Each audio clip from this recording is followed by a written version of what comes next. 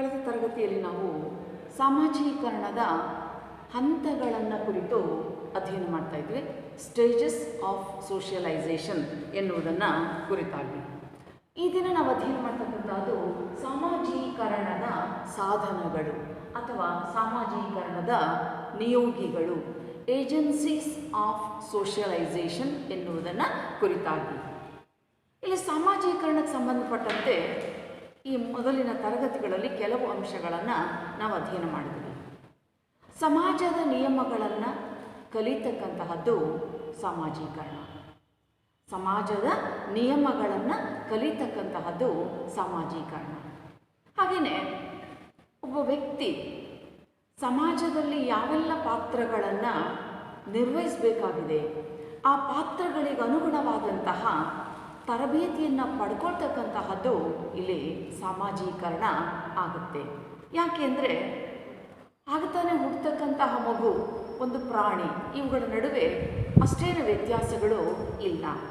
ಆದರೆ ಆ ಪ್ರಾಣಿ ಹುಟ್ಟಿದ ಕೆಲವು ದಿನಗಳಲ್ಲಿ, ಕೆಲವೇ ಸಮಯದಲ್ಲಿ ಅದು ತನ್ನಷ್ಟಕ್ಕೆ ತಾನು ಜೀವಿಸ್ತಕ್ಕಂಥದ್ದನ್ನು ಕಲ್ತ್ಕೊಂಡು ಬಿಡುತ್ತೆ, ತನ್ನ ಪಾಡಿಗೆ ತಾನು ಬದುಕೋದನ್ನು ಕಲ್ತ್ಕೊಂಡು ಬಿಡುತ್ತೆ. ಆದರೆ ಮಾನವ ಹಾಗಲ್ಲ. ಯಾಕೆ ಅಂತ ಹೇಳಿದ್ರೆ, ಪ್ರಾಣಿಗಳು ಕೇವಲ ನೈಸರ್ಗಿಕ ಸ್ವಾಭಾವಿಕ ಪರಿಸರದಲ್ಲಿ ಬದುಕುತ್ತವೆ. ಆ ವ್ಯವಸ್ಥೆಗಷ್ಟೇ ಅವು ಬೇಕಾದಂತಹ ತರಬೇತಿಯನ್ನು ಪಡೆದುಕೊಂಡ್ರೆ ಸಾಕಾಗುತ್ತೆ. ಹಾಗಾಗಿ ಇಲ್ಲಿ ಅಷ್ಟು ಕಷ್ಟ ಏನೂ ಇಲ್ಲ. ಅವು ಆಹಾರ ಸಂಪಾದಿಸೋದನ್ನು ಕಲ್ತ್ಕೊಂಡ್ರೆ ಸಾಕು, ವಿಶ್ರಾಂತಿ ಪಡ್ಕೊಳ್ತವೆ, ಹಾಗೆ ಬದುಕ್ತವೆ. ಅದರ ಆಚೆ ಏನೂ ಇಲ್ಲ. ಆಹಾರ ಪಡೆಯೋದು, ಆಹಾರ ಬೆಳೆಸ್ಕೊಳ್ಳೋದು ಒಂದೇ ಪ್ರಾಣಿಗಳಿಗೆ ಮುಖ್ಯ. ಆದರೆ ಮಾನವನಿಗೆ ಹಾಗಲ್ಲ. ಮಾನವ ಶಿಶು ಹುಟ್ಟಿದ ಎಷ್ಟೋ ವರ್ಷಗಳವರೆಗೆ ಅದು ಸ್ವಾವಲಂಬಿ ಜೀವನವನ್ನು ಕಲ್ತ್ಕೊಳ್ಬೇಕು ಅಂದರೆ ಎಷ್ಟೋ ವರ್ಷಗಳ ಸಮಯ ಅಂತಕ್ಕಂಥದ್ದು ಇಲ್ಲಿ ಬೇಕಾಗುತ್ತದೆ. ಅದನ್ನೇ ನಾವು ಸಾಮಾಜೀಕರಣದ ಹಂತಗಳಲ್ಲಿ ನೋಡಿದ್ದೀವಿ.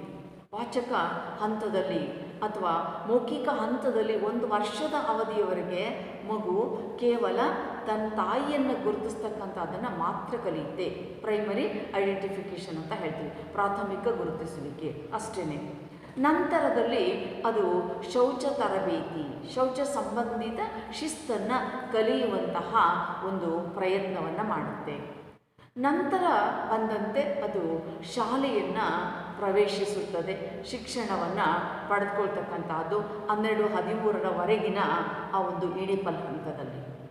ಅದರ ಮುಂದುವರೆದ ಭಾಗದಲ್ಲಿ ಕಿಶೋರಾವಸ್ಥೆ, ಬಹುಶಃ ಹದಿಹರೆಯದ ಹಂತದಿಂದ ಪ್ರೌಢ ಹಂತವನ್ನು ತಲುಪುವವರೆಗೆ ಅಲ್ಲಿನ ಮಕ್ಕಳು ಆ ಒಂದು ಕಿಶೋರಾವಸ್ಥೆಯ ಜೀವನವನ್ನು ಸವಿತಾರೆ. ಆ ಸಂದರ್ಭ ಬಹಳಷ್ಟು ಮುಖ್ಯವಾದುದು. ಯಾಕೆಂದರೆ ತನಗೆ ಬೇಕಾಗಿರ್ತಕ್ಕಂಥದ್ದನ್ನು, ಒಂದು ಸಮಾಜ ಜೀವಿಯಾಗಿ ರೂಪುಗೊಳ್ಳಬೇಕಾಗಿರ್ತಕ್ಕಂಥದ್ದನ್ನು ಕಲಿಯುವಂತಹ ಒಂದು ಸಾಧ್ಯತೆಗಳು, ಸಂಭವಗಳು ಈ ಒಂದು ಹಂತದಲ್ಲಿ ಪ್ರಮುಖವಾಗುತ್ತವೆ. ಆ ರೀತಿ 4 ಹಂತಗಳು ಪ್ರೌಢಾವಸ್ಥೆ ನಂತರದ್ದು, ಆ ವಾಚಕ ಹಂತದಿಂದ ಹಿಡಿದು ಕಿಶೋರಾವಸ್ಥೆಯವರೆಗಿನ 4 ಹಂತಗಳನ್ನು ನಾವು ಸಾಮಾಜೀಕರಣದ ಹಂತಗಳು ಅಂಥೇಳಿ ಈ ಮೊದಲು ಅಧ್ಯಯನ ಮಾಡಿದ್ದೀವಿ. ಹಾಗಾದರೆ ಇಲ್ಲಿ ಸಮಾಜದ ನಿಯಮಗಳನ್ನು ಕಲಿಬೇಕು. ಅದು ಹಂತ ಹಂತವಾಗಿ ಸಂಭವಿಸುತ್ತಾ ಹೋಗುತ್ತೆ. ಈಗ ಸಂಭವಿಸುವಾಗ, ಈಗ ನಾವು ಕಲ್ತ್ಕೊಳ್ಳುವಾಗ ಅಲ್ಲಿ ಕಂಡು ಬರ್ತಕ್ಕಂತಹ ಸಂಗತಿಗಳು ಏನು, ಯಾರು ನಮಗೆ ಕಲಿಸ್ತಾರೆ, ಯಾರು ಸಮಾಜದ ನಿಯಮಗಳನ್ನು ನಮಗೆ ತಿಳಿಸ್ತಾ ಹೋಗ್ತಾರೆ, ಇಂತಹ ಒಂದು ಮಹತ್ವದ ಅಂಶ ಇಲ್ಲಿದೆ. ಅದನ್ನೇ ನಾವು ಇಲ್ಲಿ ಸಾಮಾಜೀಕರಣದ ಸಾಧನಗಳು, ಮಾನವನಿಗೆ ಸಮಾಜದ ನಿಯಮಗಳನ್ನು ಕಲಿಸ್ತಕ್ಕಂತಹ ಕೆಲವು ಸಾಧನಗಳು ಅಥವಾ ನಿಯೋಗಿಗಳು, ಏಜೆನ್ಸೀಸ್ ಆಫ್ ಸೋಷಿಯಲೈಸೇಷನ್ ಎನ್ನುವಂಥದ್ದು. ಆ ರೀತಿಯ ಸಾಧನಗಳ ಮೂಲಕ ಮಾನವ ಶಿಶು ಇಲ್ಲಿ ಸಮಾಜದ ನಿಯಮಗಳನ್ನು, ಸಮಾಜದಲ್ಲಿ ಹೇಗೆ ಬದುಕಬೇಕು ಅಂತಕ್ಕಂಥದ್ದನ್ನು, ಸಮಾಜದ ಒಂದು ವ್ಯವಸ್ಥೆಯನ್ನು ಅವನು ಕಲಿಯುವಂತಹ ಒಂದು ಪ್ರಯತ್ನವನ್ನು ಇಲ್ಲಿ ಮಾಡ್ತಾನೆ. ಆ ರೀತಿ ಸಮಾಜದ ನಿಯಮಗಳನ್ನು ಕಲ್ತ್ಕೊಳ್ತಕ್ಕಂತಹದ್ದು ಸಾಮಾಜೀಕರಣ. ಆದರೆ ಅಲ್ಲಿ 2 ಮುಖ್ಯವಾದಂತಹ ಸಾಧನಗಳಿದ್ದಾವೆ. ಒಂದು ಅನೌಪಚಾರಿಕ ಸಾಧನಗಳು ಅಥವಾ ನಿಯೋಗಿಗಳು, ಇನ್ಫಾರ್ಮಲ್ ಏಜೆನ್ಸೀಸ್, ಮತ್ತು ಮತ್ತೊಂದು ಔಪಚಾರಿಕ ಸಾಧನಗಳು, ಫಾರ್ಮಲ್ ಏಜೆನ್ಸೀಸ್ ಅಂತಕ್ಕಂಥದ್ದು. ಎರಡು ರೀತಿಯ ಪ್ರಕಾರಗಳು ಇಲ್ಲಿ ನಿಯೋಗಿಗಳು ಅಥವಾ ಸಾಧನಗಳಾಗಿ ನಮಗಿಲ್ಲಿ ಮುಖ್ಯವಾಗುತ್ತವೆ. ಆ ಸಂಗತಿಗಳನ್ನು ಗಮನಿಸುವಾಗ ಇಲ್ಲಿ ಮೊದಲನೇದೇನಾಗಿದೆ, ಅನೌಪಚಾರಿಕವಾದಂತಹ ಸಾಧನಗಳು. ಇಲ್ಲಿ ಅನೌಪಚಾರಿಕವಾದಂತಹ ಸಾಧನಗಳಲ್ಲಿ ನಾವು ಪುನಃ ಎರಡು ಅಂಶಗಳನ್ನು ಕುರಿತು ಅಧ್ಯಯನ ಮಾಡ್ತೀವಿ. ಒಂದು ಕುಟುಂಬ, ಮತ್ತೊಂದು ಸಮವಯಸ್ಕರ ಸಮೂಹ. ಇಲ್ಲಿ ನೆರೆಹೊರೆಯವರು ಬರ್ತಾರೆ, ಬಂಧುಗಳು ಬರ್ತಾರೆ. ಆದರೆ ಇಲ್ಲಿ ಮುಖ್ಯವಾಗಿ ನೀವು ಪರೀಕ್ಷೆ ದೃಷ್ಟಿಯಿಂದ ಅಧ್ಯಯನ ಮಾಡ್ತಕ್ಕಂಥದ್ದು ಎರಡು ಅಂಶಗಳನ್ನು, ಒಂದು ಕುಟುಂಬ ಮತ್ತೊಂದು ಸಮವಯಸ್ಕರ ಸಮೂಹ. ನೋಡಿ, ಇಡೀ ಸಾಮಾಜೀಕರಣ ಸಾಧನಗಳನ್ನು 10 ಅಂಕಗಳ ಪ್ರಶ್ನೆ ಕೇಳ್ಬೋದು, ಅಥವಾ ಅನೌಪಚಾರಿಕ ಸಾಧನಗಳನ್ನು 5 ಅಂಕಗಳಿಗೆ ಕೇಳ್ಬೋದು. ಔಪಚಾರಿಕ ಸಾಧನಗಳನ್ನು ಕೂಡ ಪ್ರತ್ಯೇಕವಾಗಿ 5 ಅಂಕಗಳಿಗೆ ಕೇಳ್ಬೋದಾದಂತಹ ಪ್ರಶ್ನೆ ಇದಾಗಿರ್ತದೆ. ಇಲ್ಲಿ ಮೊದಲನೇದಾಗಿ ಅನೌಪಚಾರಿಕವಾದಂಥ ಸಾಧನಗಳು. ಇಲ್ಲಿ ಅನೌಪಚಾರಿಕ ಸಾಧನಗಳು, ನಾವು ಈ ಹಿಂದೆ ಅನೌಪಚಾರಿಕ ನಿಯಂತ್ರಣ, ಔಪಚಾರಿಕ ನಿಯಂತ್ರಣ ಅಂತಕ್ಕಂತಹ ಎರಡು ಆ ಪದಗಳನ್ನು ನಾವು ಕೇಳಿದ್ದೀವಿ. ಇಲ್ಲಿ ಅನೌಪಚಾರಿಕ ಅಂತ ಹೇಳಿದ್ರೆ ಒಂದು ರೀತಿಯಲ್ಲಿ ಆತ್ಮೀಯವಾಗಿ, ನೇರವಾಗಿ, ನಿಕಟತೆಯಿಂದ, ಅನ್ಯೋನ್ಯತೆಯಿಂದ ನಾವು ಕೆಲವನ್ನು ಕಲ್ತ್ಕೊಳ್ತಕ್ಕಂಥದ್ದು, ಕಲಿಸ್ತಕ್ಕಂಥದ್ದು, ಈ ಥರದ ಯಾವುದಾದ್ರೂ ಒಂದು ವ್ಯವಸ್ಥೆಗೆ ಅದು ಸಂಬಂಧಪಟ್ಟಿರ್ತಕ್ಕಂಥದ್ದು. ಹಾಗಾದರೆ ಇಲ್ಲಿ ನಾವು ಅನೌಪಚಾರಿಕವಾದಂತಹ ಸಾಧನಗಳು ಅಂದರೆ ನೇರವಾಗಿ, ವಿಶ್ವಾಸದಿಂದ, ಪ್ರೀತಿಯಿಂದ ಸಮಾಜದ ನಿಯಮಗಳನ್ನು ನಾವು ಕಲ್ತ್ಕೊಳ್ತಕ್ಕಂಥದ್ದು, ಆತ್ಮೀಯತೆಯಿಂದ ಕಲ್ತ್ಕೊಳ್ತಕ್ಕಂಥದ್ದು. ಅದರಲ್ಲಿ ಎರಡು ಭಾಗಗಳಿವೆ. ಒಂದು ಕುಟುಂಬ, ಫ್ಯಾಮಿಲಿ, ಮತ್ತೊಂದು ಸಮವಯಸ್ಕರ ಸಮೂಹ, ಫ್ರೆಂಡ್ಸ್ ಗ್ರೂಪ್ ಅಥವಾ ಪೇರ್ ಗ್ರೂಪ್ ಅಂತ ಹೇಳಿ ಹೇಳ್ತಾರೆ. ಇಲ್ಲಿ ಮೊದಲನೇದು ಕುಟುಂಬ, ಫ್ಯಾಮಿಲಿ. ಕುಟುಂಬ ಎನ್ನುವುದು ಅತ್ಯಂತ ಪ್ರಮುಖವಾದಂತಹ ಸಾಮಾಜೀಕರಣದ ಅನೌಪಚಾರಿಕವಾದಂತಹ ಒಂದು ಮುಖ್ಯ ಸಾಧನ ಆಗಿದೆ. ನೋಡಿ, ಸಾಮಾನ್ಯವಾಗಿ ನಾವು ಈ ಮೊದಲು ಗಮನಿಸಿದ ಹಾಗೆ ಪ್ರಾಣಿಗಳು ಸ್ವಾಭಾವಿಕ ಪರಿಸರದಲ್ಲಿ ಬದುಕ್ತವೆ, ನೈಸರ್ಗಿಕ ಪರಿಸರದಲ್ಲಿ ಬದುಕ್ತವೆ. ಅವು ವಿಶೇಷವಾದದ್ದನ್ನೇನು ಅಲ್ಲಿ ಕಲಿತಾ ಇಲ್ಲ. ಒಂದು ಪಕ್ಷಿ ಅದು ರೆಕ್ಕೆ ಬಲಿಯತೊಡಗಿದಂತೆ ಹಾರಿಕೊಂಡು ಹೋಗುತ್ತೆ, ತನಗೆ ಬೇಕಾದಂಥ ಆಹಾರವನ್ನು ಅದು ಸಂಗ್ರಹಿಸಿಕೊಳ್ಳುತ್ತೆ.